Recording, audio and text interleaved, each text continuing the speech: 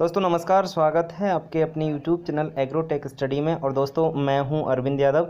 दोस्तों फिर मैं हाजिर हूं आपको एलिमेंट ऑफ साइंस आपकी 12th एग्रीकल्चर की ये 3rd क्लास चैप्टर 3 है, कृषि मौसम एवं जलवायु चैप्टर का नाम है। दोस्तों ये नए ब्लूप्रिंट के आधार पर मैं आपको पढ़ा रहा हूँ और यह चैप्टर आपके एग्जाम में 7 नंबर का आने वाला है। दोस्तों आज आपको कोई वीडियो नहीं मिल पाया, उसका रीज़न ये है कि दोस्तों आज हमारे स्कूल में फेयरवेल पार्टी थी, विदाई समारोह था 12th वाले बच्चों का। जनरली आपका भी आपके स्कूल में सभी का शायद होता होगा विदाई समारोह, है ना। तो विदाई समारोह था तो उसमें बिजी होने की वजह से आज मैं वीडियो समय से नहीं डाल पाया। फिर भी कोशिश की है कि एक वीडियो आप तक ज़रूर पहुंच जाए। ठीक है दोस्तों, अगर आप हमारे यूट्यूब चैनल पर नए हैं तो चैनल को सब्सक्राइब जरूर करें। सब्सक्राइब करने के बाद बेल आइकन को जरूर दबाएँ, जिससे आपको नए वीडियो का जो नोटिफिकेशन है वो समय से मिल सके। ठीक है दोस्तों, और अब शुरुआत कर लेते हैं हम इस वीडियो की। दोस्तों वीडियो को लाइक करें, शेयर जरूर किया करें। मैं आपको बार बार बोलता हूं कि वीडियो को शेयर किया करें, जिससे आपके सभी जो मित्र हैं, भाई बहन हैं, उनका भी भला हो सके। ठीक है दोस्तों, सभी वीडियोस आप जरूर देखते रहें। कहीं कोई प्रॉब्लम आए तो आप जरूर कमेंट बॉक्स में लिखकर बताएं। ठीक है दोस्तों, वीडियो की शुरुआत जैसे बताएं 7 नंबर का चैप्टर है दोस्तों। एक 2 नंबर का प्रश्न आएगा और एक आपका 5 नंबर का प्रश्न। तो 2 नंबर के प्रश्नों की हम बात करते हैं। मौसम किसे कहते हैं? किसी विशेष समय पर वायुमंडल की अल्पकालीन अवस्था को मौसम कहते हैं। दोस्तों कोई विशेष समय और वायुमंडल की अल्पकालीन अवस्था, अल्प यानी कम समय की जो स्टेज होती है ना, उसे हम क्या कहते हैं? मौसम कहते हैं। ठीक है, जैसे जनरली हम लोग देख रहे हैं कि अभी पानी बरस गया, इससे पहले धूप पड़ रही थी, बहुत ज़्यादा गर्मी हो रही थी, अब कल और थोड़ा सा टेम्परेचर, तो ये क्या हो रहा है? मौसम चेंज हो रहा है। तो अल्पकालीन अवस्था है, क्या है? वायुमंडल की अल्पकालीन अवस्था है। तो धीरे धीरे मौसम कम ज़्यादा, कभी भी अब बारिश हो जाए, बिल्कुल टेम्परेचर लो हो जाए, कम हो ज़्यादा हो जाए, तो ये क्या है? ये मौसम है। ठीक है दोस्तों, मौसम समय समय पर चेंज होता रहता है, ये अल्पकालीन अवस्था है वायुमंडल की। ठीक है, इसको आप याद रखेंगे। आगे बात करते हैं जलवायु की। जलवायु किसे कहते हैं दोस्तों? जलवायु की परिभाषा दीजिए। 2 नंबर का क्वेश्चन है, इंपोर्टेंट क्वेश्चन है। मौसम की दीर्घकालीन औसत वायुमंडलीय दशाओं को जलवायु कहते हैं। दोस्तों मौसम की दीर्घकालीन औसत एवरेज वायुमंडलीय जो कंडीशंस या दशाओं को ही जलवायु कहते हैं। सीधी सी भाषा में बताऊं दोस्तों, जैसे हम जनरली सब जानते हैं कि जलवायु हमारे यहाँ की आप जानते हो उष्ण कटिबंधीय जलवायु है, और जनरली हम जाएँ कि जम्मू कश्मीर है तो वहाँ क्या है? आपकी सर्द, बिल्कुल ठंडी जलवायु। और जैसे हम दक्षिण वाले क्षेत्र में चले जाएं तो वहाँ कैसी है? गर्म जलवायु। तो अब इससे आइडिया लगा सकते हो कि दीर्घकालीन है, कोई हर समय पर चेंज नहीं हो सकती है, हर समय चेंज नहीं होती है, लंबा चलता है इसका। तो दीर्घकालीन आपकी औसत वायुमंडलीय जो दशा होती है उसे हम क्या कहते हैं? जलवायु। 2 वर्ड आपको इस दोनों की परिभाषा याद करेंगे। एक अल्पकालीन, आपको अल्पकालीन जो वर्ड है ना वो मौसम में आता है, और दीर्घकालीन जो वर्ड है वो कहाँ पर आता है? आपका जलवायु में आता है। बस ये दोनों वर्डों को आप याद रखना, दोनों डेफिनेशन आपको याद हो जाएंगे। ठीक है दोस्तों, अब बात करते हैं हम आगे, संघनन क्या है? दोस्तों संघनन क्या है? अच्छी तरीके से समझना। वायुमंडल में उपस्थित जल वाष्प का जल की बूंदों के रूप में बदलना ही संघनन कहलाता है। दोस्तों वायुमंडल में, जैसे वायुमंडल होता है तो इसमें जल वाष्प रहती है, अगर वो जल की बूंदों के रूप में आ जाए तो क्या बदलना ही संघनन कहलाता है। जैसे अब बादल उठते हैं तो बादल उठने के बाद फिर अपन देखते हैं कि बादल छा गए और फिर संघनन होता है। तो संघनन क्या होता है? जो वाष्प बनकर पानी जाता है बादल के रूप में ऊपर, फिर उसका जब संघनन होता है, जब उसका संघनन होता है तो बूंदों में आ जाता है और वो क्या होने लगती है? बरसात। तो ध्यान रखें, संघनन होने के बाद ही बारिश होती है। चलो बात करते हैं आगे दोस्तों, वर्षा किसे कहते हैं? जनरली सब लोग जानते हैं कि वायुमंडल से 5 सेंटीमीटर व्यास से बड़ी बूंदों का अपक्षेपण ही वर्षा कहलाती है। सिंपल सी बात है, अगर 5 सेंटीमीटर व्यास से अधिक की बूंदें नीचे आ रही हैं पृथ्वी पर तो उसे हम क्या कहेंगे? उसे हम वर्षा कहेंगे। ये बात ध्यान रखना। और वर्षा, और वैसे इससे छोटी बूंदें हैं तो फिर क्या कहेंगे? उसको फुहार कहते हैं। सब लोग जानते हैं। इससे भी छोटे हैं तो जनरल के तो ओस पड़ रही है ना, तो ये ध्यान रखना थोड़ा सा। तो 5 सेंटीमीटर का आपको विशेष याद रखना, तब आप वर्षा की परिभाषा अच्छी प्रकार से याद कर पाओगे। वर्षा मौसम का एक आवश्यक एवं महत्वपूर्ण तत्व है। जनरली सब जानते हैं कि जो वर्षा होती है वो मौसम का एक आवश्यक भी है और महत्वपूर्ण इंपोर्टेंट एक तत्व है। वर्षा के कारण वायुमंडल से जल पृथ्वी पर पहुंच जाता है। जनरली सब जानते हैं कि वर्षा जब होती है जब ही पानी अपनी पृथ्वी पर आता है। ठीक है ना, तो वर्षा को हम बारिश भी कहते हैं, बरसात भी कहते हैं, दृष्टि नहीं है, वृष्टि भी कहते हैं। तो आदि नामों से हम वर्षा को जानते हैं। ठीक है दोस्तों, उम्मीद करता हूं वर्षा की परिभाषा समझ में आई होगी। याद कैसे रखोगे, 5 सेंटीमीटर से अधिक व्यास वाली बूंदें अगर पृथ्वी पे आए तो समझ लो क्या हो रही है, बारिश हो रही है। जो बूंदें पड़ती है ना वो बारिश है, और छोटी छोटी बूंदें आती हैं तो कहते हैं फुहार पड़ रही है, और इससे भी छोटी हो तो क्या बोलते हैं उसको, ओस पड़ रही है। ठीक है ना, जनरली सर्दियों में देखा जाता है इन चीज़ों को, वर्षा आप वर्षा ऋतु में देखते हैं। ठीक है, अब बात करते हैं आर्द्रता।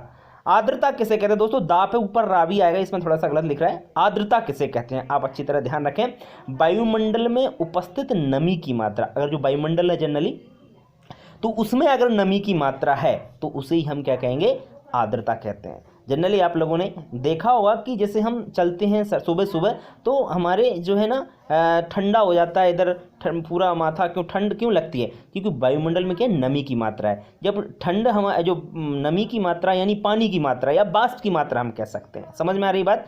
तो वायुमंडल में उपस्थित नमी या जो वाष्प की मात्रा है उसे ही हम क्या कहते हैं, आर्द्रता कहते हैं। और यह एक मौसम का एक महत्वपूर्ण तत्व है। जनरल बात है ये तो, वायुमंडल का ताप बढ़ने पर आर्द्रता घटती है एवं वायुमंडल का ताप कम होने पर आर्द्रता बढ़ती है। अगर टेम्परेचर बढ़ जाए बेटा, अधिक मतलब धूप पड़े, अगर धूप ज़्यादा होगी टेम्परेचर अधिक होगा तो जनरली आर्द्रता घट जाएगी। क्यों, क्योंकि नमी सूख जाएगी, कि नमी को तो अपन आर्द्रता कह रहे हैं, तो नमी खत्म हो जाएगी। ठीक है ना, और अगर वायुमंडल का ताप कम हो जाए तो आर्द्रता बढ़ जाती है। जैसे हम देखते हैं सर्दियों में देखते हैं ठंड हमको क्यों ज़्यादा लगती है, इसलिए क्योंकि आर्द्रता अधिक होती है। बात करते हैं दोस्तों आगे, पाला या तुषार किसे कहते हैं। तो जनरली इसको अच्छी तरीके से समझें, पाला और तुषार एक ही चीज़ होती है। गाँव में तो पता नहीं क्या बोलते होंगे, पालो बोलते हैं, जो भी बोलते हैं, पाला आपका होता है उसको समझिए आप, तुषार पड़ गया ऐसे बोलते हैं। जब पृथ्वी के धरातल का ताप पानी के हिमांक से कम हो जाता है तो कम तापमान के कारण पौधों की कोशिकाओं का कोशिका द्रव्य बर्फ की दोस्तों होता क्या है मैं आपको बताऊं कि पृथ्वी के धरातल का जो टेम्परेचर होता है ना वो इतना कम हो जाता है, मतलब हिमांक से भी कम हो जाता है। मतलब हिमांक क्या होता है कि पानी बर्फ में चेंज होने लगता है, समझ में आ रहा है ना बात। तो कम तापमान के कारण दोस्तों क्या होता है, पौधों की जो कोशिकाएं का द्रव्य होता है ना, मतलब कोशिका द्रव्य जिसको बोलते हैं हम लोग, वो किस में बदल जाता है, बर्फ के रूप में। जब वही बर्फ के रूप में बदल जाएगा, मतलब पौधे के अंदर का जो लिक्विड है जब वो बर्फ में चेंज होगा तो सब सीधी सी बात है दोस्तों, अंदर की जो कोशिकाएं हैं जब वो पूरी तरीके से आयतन बढ़ जाएगा और उनका कोशिका क्या होंगी, फट जाएंगी। और कोशिका फट जाएंगी तो पौधा पूरी तरीके से क्या हो जाएगा, नष्ट हो जाएगा। इसी का नाम क्या है, पाला पड़ना या तुषार पड़ना। उम्मीद करता हूं दोस्तों आपको समझ में आया होगा पाला पड़ना क्या। सीधी सी बात है, टेम्परेचर इतना कम हो जाता है कि पौधे के अंदर का जो तापमान, अंदर का लिक्विड या द्रव है वो क्या हो जाता है, बर्फ में चेंज हो जाता है, तो कोशिकाएं फट जाती हैं और कोशिकाएं फटी और पौधा नष्ट हुआ। बस ये कारण है पाला पड़ना। ठीक है, अब बात करते हैं दोस्तों मौसम पूर्वानुमान से आप क्या समझते हैं। मौसम पूर्वानुमान दोस्तों क्या होता है, आपको आने वाले समय के मौसम का वर्तमान समय में ही अनुमान लगाना मौसम पूर्वानुमान कहलाता है। दोस्तों क्या होता है, वर्तमान समय ही, जैसे मैं आज जैसे हमें पता चल जाता है कि 8 दिन बाद बारिश होने वाली है, कि तूफान आने वाला है, तो ये क्या है, ये मौसम पूर्वानुमान है कि पहले ही अनुमान लगा लिया जाता है कि उस दिन इतना टेम्परेचर रहेगा, इतना कम ज़्यादा हो जाएगा, उस दिन बारिश होगी। तो ये क्या है दोस्तों, 8 दिन बाद बारिश होगी, 1 तारीख को मानसून आ रहा है, ये क्या है, ये यही है मौसम पूर्वानुमान। समझ में आ रहा है ना बात को। तो मौसम पूर्वानुमान के लिए अंतरिक्ष विज्ञान का ज्ञान होना दोस्तों अत्यंत आवश्यक है। अगर अंतरिक्ष विज्ञान का ज्ञान होगा तो अच्छी प्रकार से हम पूर्वानुमान लगा सकते हैं। जनरली हम तो नहीं, हम जनरली देखते हैं वैज्ञानिक जो होते हैं, जो अंतरिक्ष में ज्ञान रखते हैं, अंतरिक्ष विज्ञान की नॉलेज होती है, वो लोग पूर्वानुमान लगा करके हम जैसे रेडियो के द्वारा, बाई टीवी के द्वारा हम सुनते रहते हैं कि पूर्वानुमान आपका कि पानी बरसने वाला है, जो भी है, गर्मी इतने यहाँ से टेम्परेचर इतना बढ़ जाएगा, इतना ज़्यादा। तो ये बात ठीक है। बात करते हैं दोस्तों इंपोर्टेंट नेक्स्ट आगे 5 नंबर के क्वेश्चन आपके स्टार्ट होते हैं। 7 क्वेश्चन मैंने आपको 2-2 नंबर के क्वेश्चन रखे हैं, जिसमें से आपका बाहर नहीं जाएगा। अभी आपके 5-5 नंबर का भी एक क्वेश्चन पूछा जाएगा, 1-5 का, तो उस हिसाब से आप पढ़ लीजिए। ठीक है, वर्षा के प्रकारों को समझाइए। दोस्तों वर्षा 3 प्रकार की होती है। कितनी प्रकार की होती है, 3 प्रकार की। पहला प्रकार है दोस्तों संवहनीय वर्षा। तो ये क्या होती है समझिए दोस्तों, ग्रीष्म ऋतु में यानी गर्मियों में पृथ्वी तल के अत्यधिक गर्म हो जाने के कारण, इतना पृथ्वी गर्म हो जाती है दोस्तों, तो उससे क्या होता है, गर्म एवं आर्द्र हवाएं संवेद धारा के रूप में बहुत अधिक ऊपर पहुंच जाती हैं। दोस्तों हवाएं इतनी ऊपर चली जाती हैं संवेद धारा के रूप में, जिससे क्या ऊपर के जाके क्या होने लगता है, संघनन। मैंने आपको बताया संघनन क्या होता है, कि जो वाष्प होती है वो बूंदों में चेंज होने लगती है, ठीक है, एवं वर्षा होने लगती है, इसे ही हम समवहनीय वर्षा कहते हैं। मतलब जो गर्मियों में वर्षा होती है ना, उसे समवहनीय वर्षा कहते हैं। क्लियर हुआ। दूसरी बात है पर्वतीय वर्षा। दोस्तों क्या होता है, जब मानसून आते हैं, जबकि बात है कि पर्वतों के कारण होने वाली वर्षा पर्वतीय वर्षा कहलाती है। जनरली होती कैसे है कि गर्म एवं आर्द्र हवाएं होती, तो गर्मी होंगी और आर्द्र होंगी, तो वो हवाएं चलती हैं और पानी वाली हवाएं रहती हैं जिसमें पानी रहता है, तो वो हवाएं चलती हैं दोस्तों, और वो हवाओं में पानी रहता है। जनरली आर्द्र का मतलब यही है कि उनमें क्या है, वाष्प की मात्रा है, तो वो हल्की होकर ऊपर की ओर, जैसे पर्वत से टकराने के बाद वो क्या होती है, ऊपर की ओर उठने लगती हैं। तो ऊपर की ओर जब उठती हैं तो जिससे उनमें क्या होने लगता है, संघनन होने लगता है और बारिश होने लगती है, ठीक है ना। इसे ही हम पर्वतीय वर्षा कहते हैं। बस इतना है कि पर्वत से टकराती हैं वो हवा और ऊपर उठेंगी, संघनन होगा, बारिश होने लग जाएगी, उसे ही हम क्या कहेंगे, पर्वतीय वर्षा कहते हैं। ठीक है दोस्तों, जनरली जो बारिश होती है हमारे यहाँ, जैसे हम देखते हैं बरसात के मौसम में, तो वो पर्वतीय वर्षा ही पर्वतों के द्वारा होती है। ठीक है, कैसे होती है उसके लिए तो आपको मेरा वीडियो देखना पड़ेगा, एक वीडियो है उसको आप देख सकते हो, बारिश कैसे होती है इंडिया में। ठीक है दोस्तों, चलो आप प्लेलिस्ट में जाकर देख सकते हो। तीसरा है चक्रवातीय वर्षा। पृथ्वी के धरातल पर चक्रवातों के कारण होने वाली वर्षा चक्रवातीय वर्षा कहलाती है। दोस्तों चक्रवातीय जो वर्षा होती है वो पृथ्वी के धरातल पर चक्रवात होगा। अच्छा, चक्रवात क्या होता है जनरली दोस्तों, गर्म हवा और यूरोपीय देशों से आई ठंडी हवा, दोनों एक दूसरे को चक्र में बांध लेते हैं, और चक्र बांधते बांधते वो कहाँ चले जाते हैं, ऊपर चले जाते हैं, और ऊपर जाके क्या होने लगता है, संघनन होने लगता है। और मतलब संघनन का मतलब मैं आपको कई बार बता ही दिया कि वाष्प किसमें, बूंदों के रूप में, लिक्विड के रूप में होने लगती है, तो वहाँ पे कौन सी, चक्रवात। इंपॉर्टेंट क्वेश्चन है भारतीय वर्षा की विशेषता, दैट इज वेरी इंपॉर्टेंट। इसको आप IMP लगा लेना, ज़्यादातर ये क्वेश्चन पूछा जाता है और आपको याद रहे। भारतीय वर्षा की विशेषताएं लिखिए। दोस्तों हमारे भारत में विशेषता की बात करें तो पहला है, हमारे देश में वर्षा की मात्रा अनिश्चित होती है। कभी कभी औसत से अधिक वर्षा के कारण बाढ़ आ जाती है, तो कभी कभी इतनी कम वर्षा होती है कि सूखा पड़ जाता है। दोस्तों तो अनिश्चितता जनरली सब जानते हो कि अपने इधर क्या होता है, कभी इंडिया में जनरली कि बारिश कभी तो इतनी ज़्यादा है कि बाढ़ आ जाए और कभी इतने कि सूखा पड़ जाए, तो क्या है, अनिश्चितता इसी को बोलते हैं।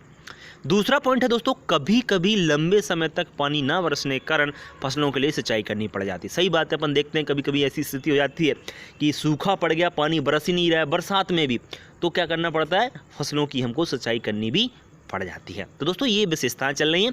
तीसरी विशेषता है शीतकालीन वर्षा की अनिश्चितता के कारण। शीतकालीन वर्षा यानी जैसे महावटें पड़ती है ना अभी सर्दियों में, महावटें बोलते हैं हम उन्हें, तो अनिश्चितता के कारण कभी कभी उत्तरी भारत में 3-4 महावटें हो जाती हैं। जनरली हम लोग देखते हैं कि 3 से 4 महावटें पड़ जाती है।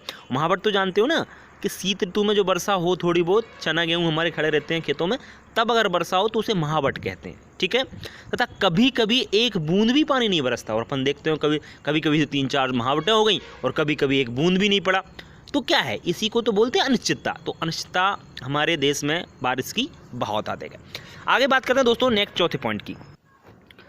चौथा है उत्तरी भारत के मैदानों में कभी कभी मई जून में भी पानी बरसता। हम देखते हैं कभी कभी उत्तरी भारत में जो मैदान है जनरली वहाँ पर कभी कभी मई जून के माह में भी क्या होने लगती है, बारिश स्टार्ट हो जाती है जनरली। जैसे हम जानते हैं वैसे तो 21 जून से हमारे यहाँ पानी बरसता है, लेकिन फिर भी कभी कभी क्या होता है, जो मई जून में भी पानी बरसने लग जाता है। तो ये अनिश्चितता ही तो है, तो हमारे यहाँ खतरनाक वाली विशेषता है।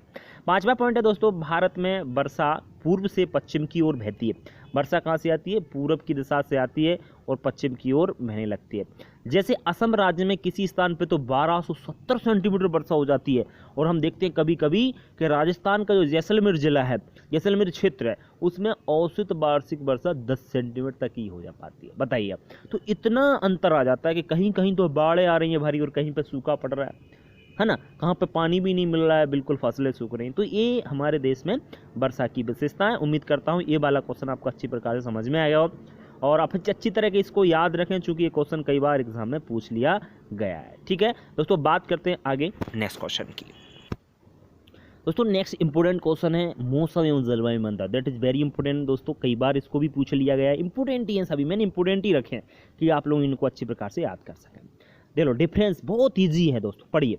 सबसे पहले किसी विशेष समय पर वायुमंडल की जो अवस्था को ही मौसम कहते हैं। वायुमंडल की जो अवस्था होती है उसे क्या कहते हैं, मौसम कहते हैं। और मौसम की दीर्घकालीन औसत वायुमंडलीय दशा को क्या कहते हैं, जलवायु। ये तो डेफिनेशन हुई, हम वो पहले ही पढ़ लिए। दूसरा है मौसम अल्पकालीन होता है, जलवायु दीर्घकालीन होती है, सिंपल है।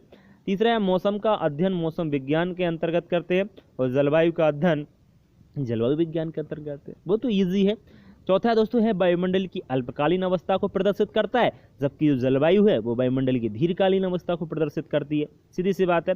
पांचवा है कृषि संबंधी कार्य मौसम पर निर्भर करते हैं, जबकि फसलें जलवायु के आधार पर ली जाती है। तो इस पॉइंट को थोड़ा समझने की आवश्यकता है, मुझे नहीं लगता कि कोई और पॉइंट है जो आपको समझना चाहिए। देखो पांचवा पॉइंट है कि कृषि संबंधी कार्य मौसम पर डिपेंड करते हैं। जैसे हम बात करें अभी आपकी चना है, सॉरी कृषि संबंधी कार्य की बात कर रहे हैं, चना मना मन कार्य का मतलब बात करते हैं कि जैसे जुताई है, बुवाई है, निंदाई गुड़ाई है, ये किस पर डिपेंड करेंगे, मौसम पर डिपेंड करेंगे, है ना। वो कैसे करेंगे वो देख लीजिए आप लोग। तो मान के चलिए हम गर्मियों में देखो गहरी जुताई करते हैं जनरली, है ना, सर्दियों में क्यों नहीं करते, वही है ना। तो ये मौसम पर डिपेंड करता है आपको। गहरी जुताई करने से क्या होता है, सूर्य के विकिरण के द्वारा जो कीट मीट ऊपर आ जाते हैं, उनके अंडे वंडे वो नष्ट हो जाते हैं। तो कृषि समझा जुताई है, जैसे निंदाई गुड़ाई है, तो जनरली निंदाई गुड़ाई जो है ना थोड़ा गीला होना चाहिए खेत में, मौसम थोड़ा ठंडा होना चाहिए, तब करते हैं, है ना। तो ये है मेन चीज़। तो मौसम पर डिपेंड करते हैं आपकी कृषि संबंधी जो भी कार्य होते हैं। बुवाई का भी देख लीजिए आप लोग। तो ये है फसलें जलवायु के आधार पर ली जाती है दोस्तों, बिल्कुल फसलें। अब बात करें कि शीत ऋतु है, शीत ऋतु में हम तो चना और गेहूं ही तो लेंगे, सरसों लेंगे, है ना, मतलब रबी की फसलें लेंगे, खरीफ वाली फसलें तो नहीं ले सकते ना, कुछ फसलें वो हैं वो बात अलग है ना। तो ये है। तो जैसे हम बात करें गर्मियों में तो हम जनरली फसल जायद में तो कई लोग तो लेते हैं, कई लोग जैसे बाजरा है तो आप उगा सकते हैं। तो मेरा कहने का मतलब है कि जो भी फसलें हैं वो जलवायु के आधार पर बोई जाती हैं, जबकि कृषि संबंधी जितने भी कार्य हैं मौसम पर निर्भर डिपेंड करते हैं। मुझे नहीं लगता और कोई प्रश्न होगा, पॉइंट होगा इनमें से जो आपको समझ में नहीं आया होगा। ठीक है दोस्तों, ये वेरी इंपॉर्टेंट क्वेश्चन है, आप इसको भी अच्छी तरीके से याद रखें और समझते चलें। चलिए बात करते हैं दोस्तों नेक्स्ट क्वेश्चन की। दोस्तों नेक्स्ट है फसलों को पाले से बचाने के उपाय लिखिए। ये भी 3 क्वेश्चन लगातार इंपॉर्टेंट मिले हैं आपको कि फसलों को पाले से बचाने के उपाय कौन कौन से हैं। दोस्तों फसलों को पाले से बचाने के उपाय निम्नलिखित है। नंबर 1, खेत में हल्की सिंचाई कर देना चाहिए। बिल्कुल दोस्तों, सिंचाई करने से क्या होगा, बहुत सारे छात्र तो ये कहते हैं कि सर सिंचाई तो पानी से ठंड होगी और ज़्यादा से पाला ज़्यादा पड़ेगा, है ना। तो नहीं दोस्तों, फसल का जो पानी जनरली हमने देखा होगा, बोरिंग के पानी से जनरली करना चाहिए सिंचाई। उससे क्या होता है कि पानी जो नीचे का रहता है गर्म रहता है, और गर्म क्यों रहता है, क्योंकि ऊपर का टेम्परेचर जो रहता है वो बिल्कुल कम हो जाता है, और अंदर का टेम्परेचर, पृथ्वी के अंदर का टेम्परेचर तो वैसा का वैसा है ना, उस पर कोई असर नहीं पड़ता नीचे वाला, तो पानी गर्म निकलता है जनरली, है ना। ऊपर हमको गर्म महसूस होता है ना पानी, इसीलिए गर्म महसूस होता है क्योंकि नीचे कोई वायुमंडल नहीं है, वो वायुमंडल ऊपर है, ठंड ऊपर लग रही है अपन को, पानी को नीचे कोई ठंड मंड नहीं है पृथ्वी में अंदर जाओगे पर, इसलिए पानी हमको क्या होता है ऊपर गर्म महसूस होता है। तो पानी जैसे गर्म जो ऊपर आएगा उसे सिंचाई कर दोगे उससे, तो टेम्परेचर थोड़ा सा बढ़ जाएगा, और टेम्परेचर ऊपर से थोड़ा सा बढ़ गया तो बस आपके पाले का कोई असर पड़ेगा नहीं खेत में। इसलिए कहते हैं कि हल्की सिंचाई कर देना चाहिए, जिससे तुषार या पाला नहीं पड़ेगा। ठीक है।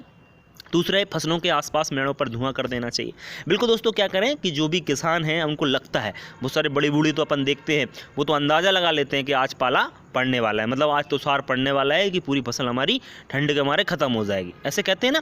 तो वो यही कहते हैं अगर ऐसा महसूस होता है तो क्या करें आप लोग सर्दियों में कि मेड़ होती हैं उन पर भूसा जला दें, जिससे धुआं हो जाए और वायुमंडल का टेम्परेचर थोड़ा सा बढ़ जाए, आसपास का टेम्परेचर बढ़ जाएगा तो पाला का कोई असर नहीं पड़ेगा। तीसरा है पाले से प्रभावित फसलों की बुवाई करना चाहिए।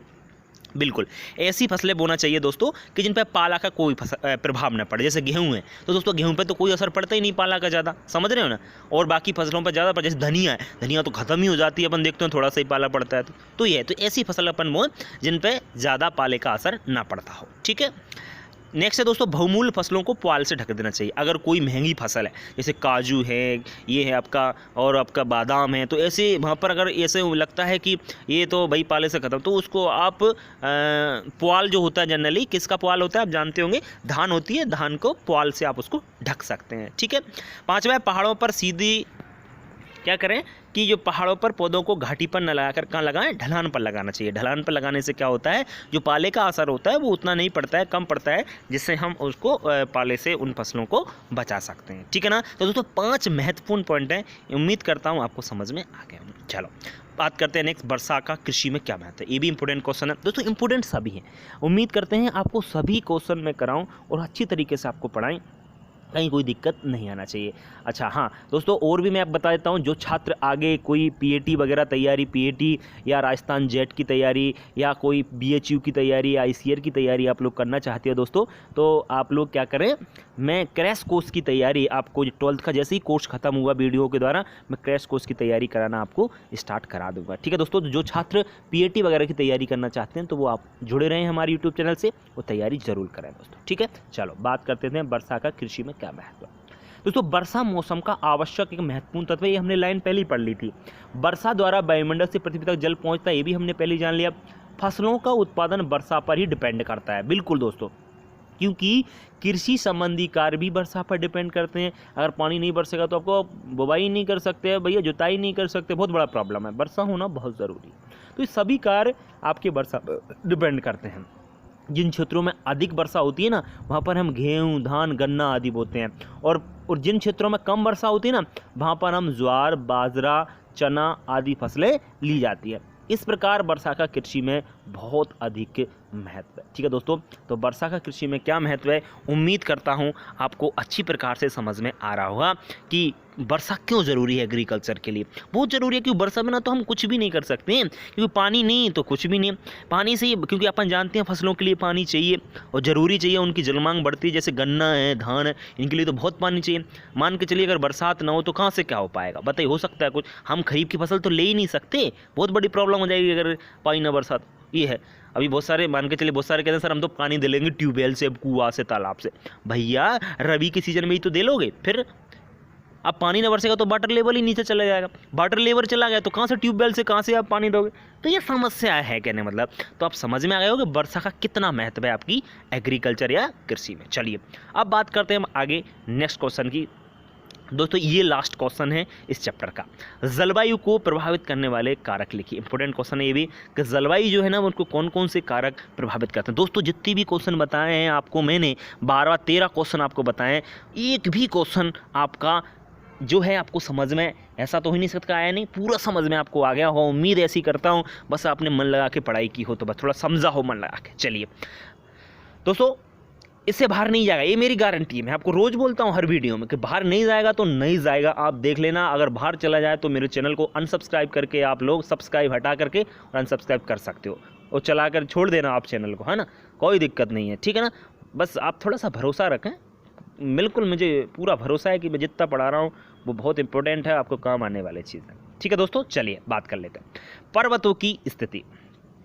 दोस्तों पर्वतों की स्थिति कैसे प्रभावित करती है? अपन जानते हैं कि भारत के उत्तर में हिमालय पर्वत है, जानते हो कि उत्तर दिशा है ना, वहाँ पर क्या है, हिमालय पर्वत है। जैसे हम जानते हैं, जैसे हिमाचल प्रदेश है, जम्मू कश्मीर है, उधर वहाँ से लंबा लंबा अरुणाचल प्रदेश है ना, तो वहाँ से क्या फैला हुआ है अपना हिमालय पर्वत फैला हुआ। तो उत्तर दिशा से आने वाली ठंडी एवं बर्फीली हवाओं को रोककर भारत को ठंड से बचाता है। बिल्कुल क्या होता है दोस्तों, हिमालय पर्वत की ऊंचाई बहुत अधिक है, तो उधर यूरोपीय देशों से उधर बहुत ठंड पड़ती है, उधर बर्फ आपकी गिरती है, तो वो जो बर्फीली हवा है वो हमारे इधर नहीं आ पाती। क्यों? क्योंकि इतना ऊंचा पर्वत है तो वो हवाओं को रोक लेता है, तो ठंड से बचाता है हमें। ठीक है ना, इस प्रकार पर्वतों की स्थिति जलवायु को प्रभावित करती है। मान के चलो पर्वत नहीं होता है हिमालय पर्वत, तो हमारे यहाँ की जो जलवायु है और भी ठंडी होती है, समझ रहे हो, क्योंकि वो हवाएं ठंडी बर्फीली हवाएं आती ना, तो मौसम एकदम और भी ठंडा हो जाता। तो यह तो मतलब कह सकते हैं जलवायु चेंज हो सकती थी। ठीक है, दूसरा है वनस्पति का प्रभाव। वनस्पति का प्रभाव कैसे पड़ता है दोस्तों? वर्षा को यहाँ पे मैं लिख नहीं पाया, शायद मिस पॉइंट हो गया, मैं बता देता हूँ। वन होना चाहिए यहाँ पे। वन वर्षा को आकर्षित करते हैं, वन यानी फॉरेस्ट, एवं जलवायु को सम बनाए रखते हैं। कौन? फॉरेस्ट। ठीक है ना, इस प्रकार जो वन होते हैं वो जलवायु को प्रभावित करते हैं। ये बात ध्यान रखें, जो वन होते हैं वो वर्षा, क्योंकि अगर पेड़ पौधे नहीं होंगे, जंगल नहीं होंगे, तो बताओ बारिश हो सकती है क्या? नहीं हो सकती है। जनरल उनका होना जरूरी है, क्योंकि वो जलवायु को भी क्या रखते हैं, आपकी सम यानी समान बनाए रखते हैं। तीसरा है वर्षा का प्रभाव। वर्षा की मात्रा एवं वितरण का जलवायु पर बहुत अधिक प्रभाव पड़ता है। ठीक है दोस्तों, वर्षा की जितनी मात्रा उसका वितरण होता है वो जलवायु को बहुत अधिक प्रभावित करता है।